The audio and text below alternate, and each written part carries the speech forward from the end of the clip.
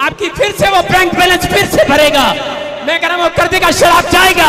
आज वो cancer, sugar, पथरियां, रसोलियां बाहर जाएंगी यीशु मसीह नासरी के नाम में। अपने हाथों को उठाओ और बोलोगे, प्रभु मैंने बहुत बार यू टर्न नहीं मारा, लेकिन यू टर्न मार लिया आज यीशु मसीह के नाम में।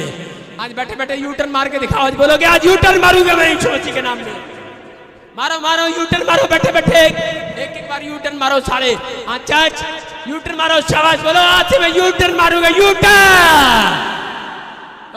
झूठे नहीं ले रहे, यू टर्न मारो, यू टर्न। हालेलुया। समझ रहे हो कि नहीं? किसकी ओर मारा यू टर्न? अरे काली पड़ोसन की तरफ तो नहीं मारा, किसकी तरफ मारा? यीशु की तरफ मारा है कि नहीं? अगर पेड़ पत्थर की तरफ यू टर्न मारा है तो आज यीशु की तरफ यू टर्न मार लो। आज जिंदगी बदलने वाली है यीशु मसीह के नाम में। अपने हाथों को उठाओ और जोर से तारीफ करो यीशु मसीह के नाम में। बोलो हालेलुया।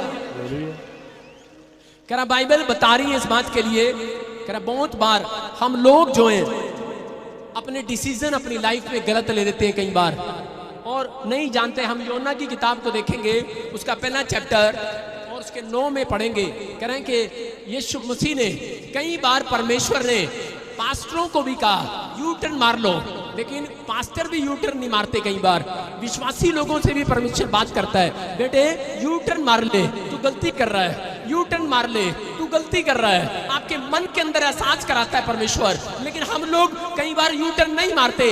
लेकिन हो सकता है, कह रहे कोई भी समस्या, कई बार समस्याएं कह कर नहीं आती, कई बार समस्याएं आपके पति पत्नी के कारण भी आपके घर में आ सकती हैं अगर उसने यू टर्न नहीं मारा हुआ। आपके बच्चों के कारण भी आ सकती हैं। मैं कह रहा हूं पादरी के कारण भी समस्या आ सकती है आपके घर में अगर उस पादरी ने यू टर्न नहीं मारा हुआ। याद रखना, मैं कह रहा हूं कि परमेश्वर कह रहा है विश्वासियों के थ्रू भी कह रहा है कि आपके घर में समस्याएं आ सकती हैं अगर आपने यू टर्न नहीं मारा हुआ।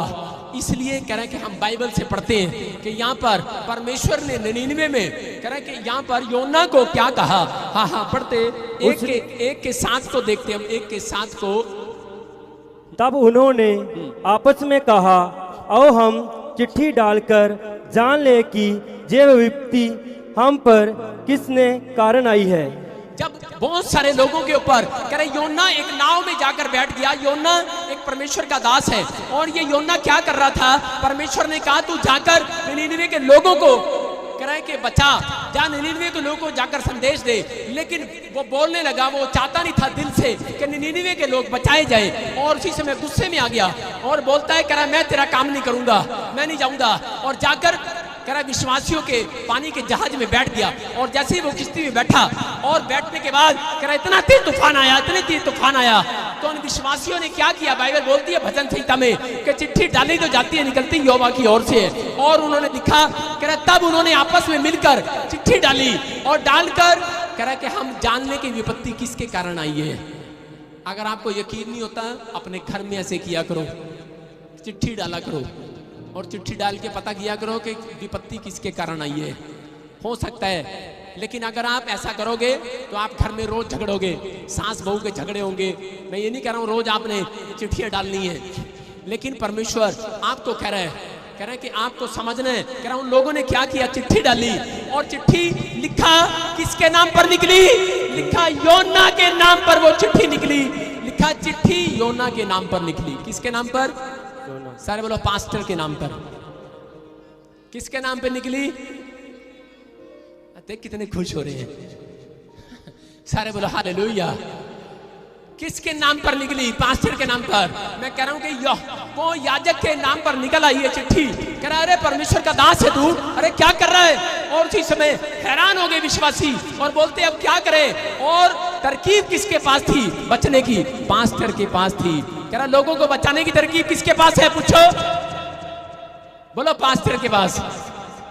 तो उसने कहा, कह रहा है कि कैसे? जब हम 1 के 9 को पढ़ते तो वहां पर लिखा, कह रहा है उसने कहा, कह रहा है कि तुम मुझे उठाकर जब पानी में डाल दोगे, कह रहा है तूफान शांत हो जाएगा यीशु मसीह के नाम में। और जब उन्होंने डाल दिया तो तूफान शांत हो गया। दोनों को बनाया है, उसी का भय मानता हूं। कह रहा है कि और वो डर गए। कह रहे तू परमेश्वर का दास है। और आगे पढ़ते तो वहां पर लिखा, कह रहा है कि कि जब तुम मुझे पानी में डाल दोगे तो ये पानी शांत हो जाएगा, शांत हो जाएगा।